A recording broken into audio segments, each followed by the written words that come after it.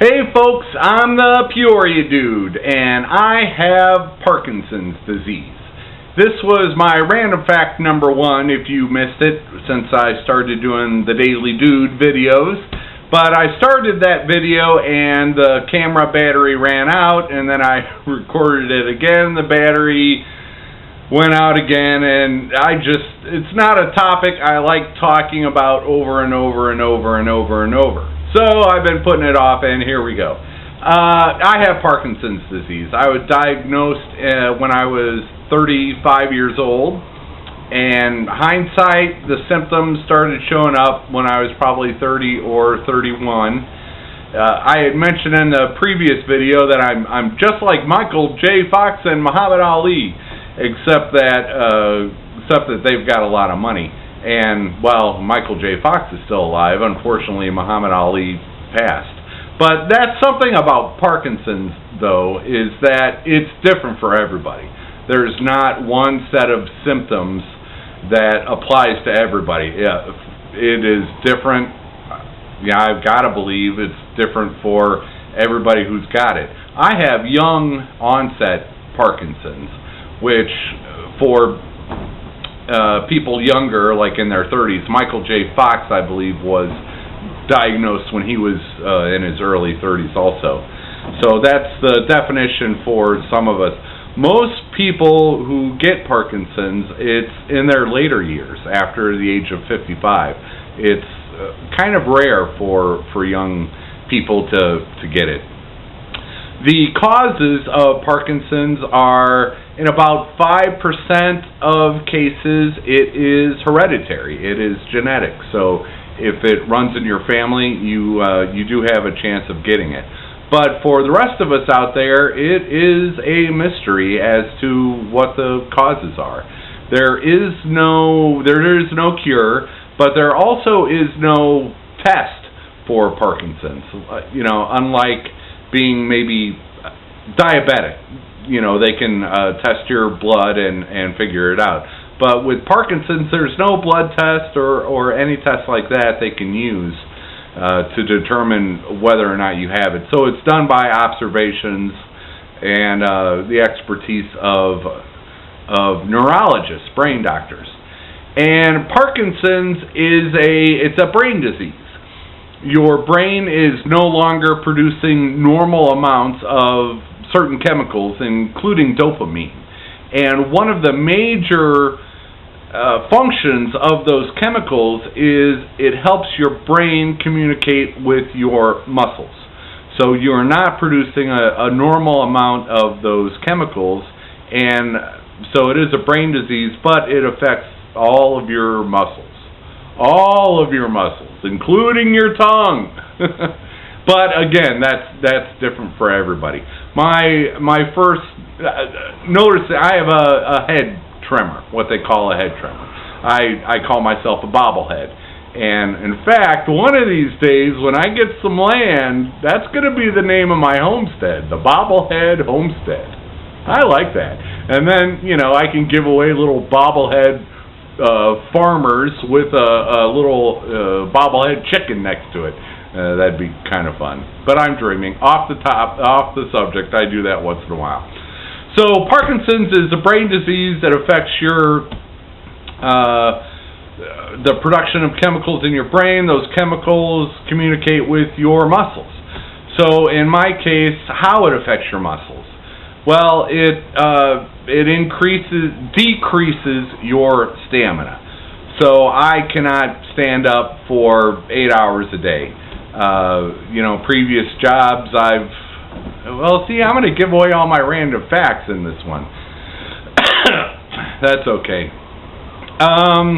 Previous jobs I've had to stand up a lot. In any job you have to stand up a lot. And that's just, if I use a muscle for sometimes a minute, sometimes 10 minutes, sometimes 30 minutes, it's all different and random. It just, my muscle will lock up, kind of like a Charlie horse. It tenses up really tight, and I've just got to stop what I'm doing and hope that goes away. Sometimes it goes away in a few seconds. Sometimes it'll stay for days or longer. I had, what really sent me to the doctor the first time was a neck cramp that did not go away. And now we know why. The head tremor is,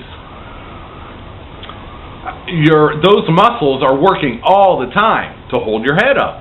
So because it's working all the time, I'm getting the strain and the lack of chemicals through those muscles, so that causes the head tremor.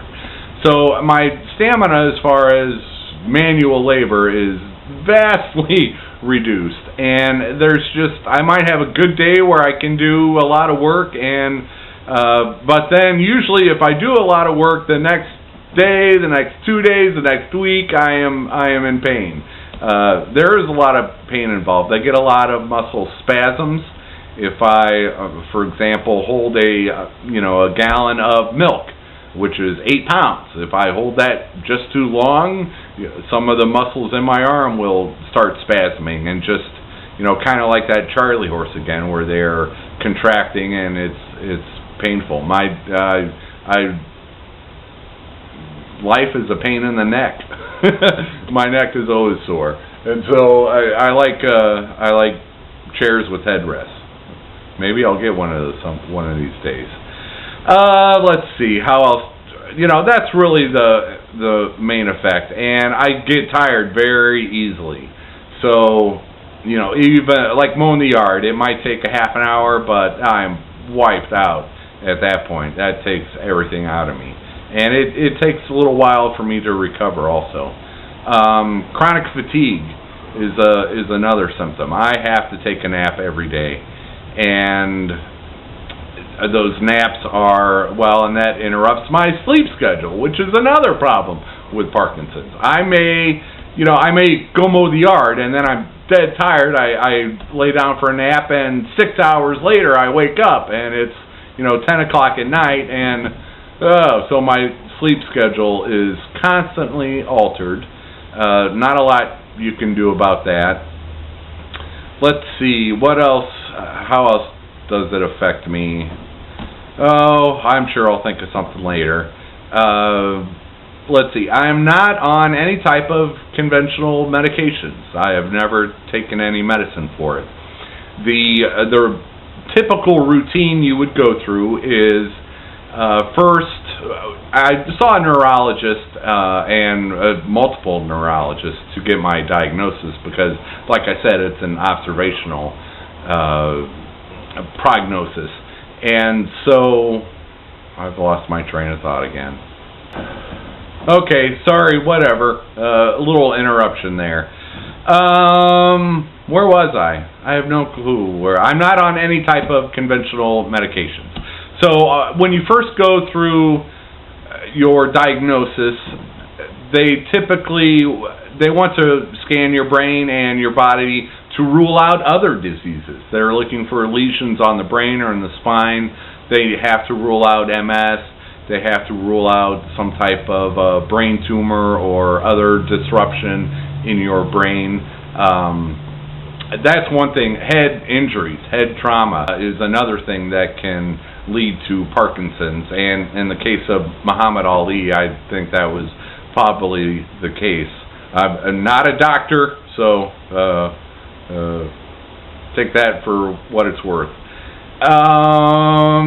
So conventional medicines, I am not on any. Typically, they're gonna scan you, the MRI and the CAT scan or whatever they do to rule out other diseases.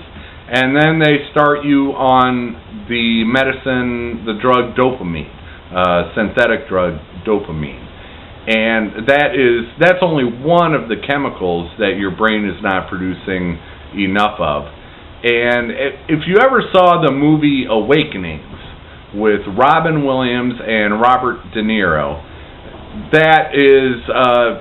they aren't talking about Parkinson's patients in that movie, but that is a movie of how they discovered dopamine's effects on the brain. And so that would be the conventional treatment, would be to prescribe dopamine. And then also, muscle relaxants, painkillers, all your usual Valiums and Percocets and whatever, they would also be prescribing those. And I've never taken any of the conventional medications for Parkinson's. One, because it's really expensive. You know, it's my next doctor visit just for the scans would be $7,000, and then they prescribe you the dopamine, and you're talking, you know, $200 a month to start, and then it goes up from there. The thing with the dopamine pills is they wear off, and you build up a tolerance to them. So you might start off taking one pill every 4 hours, and a month later you're up to 2 pills every 4 hours, and then, you know, a year later you're taking 2 pills an hour, and then the pills will stop working. They will stop working. And so for the younger onset Parkinson's patients, a lot of times they want you to hold off taking the pills and just, you know, deal with the pain and the side effects without the medication, because it is someday those pills are no longer going to be effective.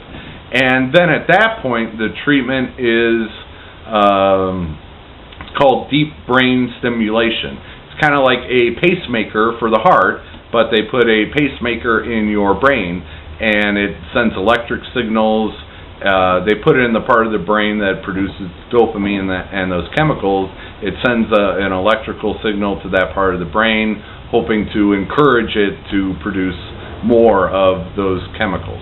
And so deep brain stimulation that's kind of the last resort. And it's been successful at improving a lot of lives. There's some people, I know Michael J. Fox has had it at least once. Some people, it doesn't work the first time. They have to go back in for another brain surgery to do it again. And so yeah, brain surgery. But like I said, I'm not on any conventional medications whatsoever for that. Maybe I will in the future. I do not know. But one problem with not taking the conventional medications is I am also not on any type of welfare or disability. And that is, so I'm kind of fending for myself out there. I applied for Social Security disability twice and was rejected.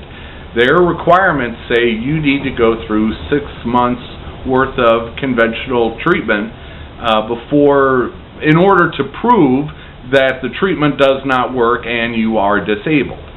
So, you know, without being able to spend $30,000, you can't prove to them that you're disabled, because some people are diagnosed with Parkinson's and they are able to go on working for several years with the conventional medications.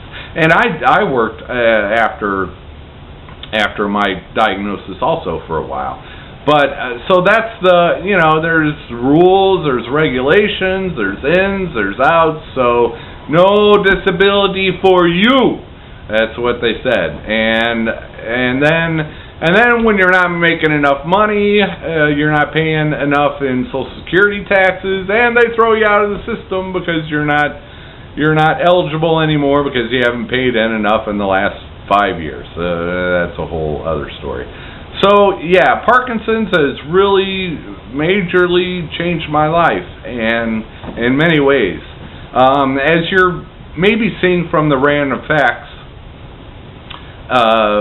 that I've been sharing, I was an active youth and all the way through high school, and you'll find out in future random facts, I've always been active. I've always involved in 20 different things, sports, music, other activities in college, and then after college. In my first career, I was very active, long work hours, a lot of hard work, and I did that all the way up until my late 30s. I was just always involved in multiple things, and that Parkinson's puts a stop to that. I've got to sit down and take it easy. I just have to. And if I don't, my legs will start the cramps, and the spasms, and it'll force me to sit down and take it easy. So that was a huge, long adjustment. Depression, anxiety, yeah, you name it. I went through it all, and I'm still going through it all. But, okay, before I get too emotional here, that is my Parkinson's story. If you've got questions, I'll be happy to answer them. Take care, and always use a wind filter.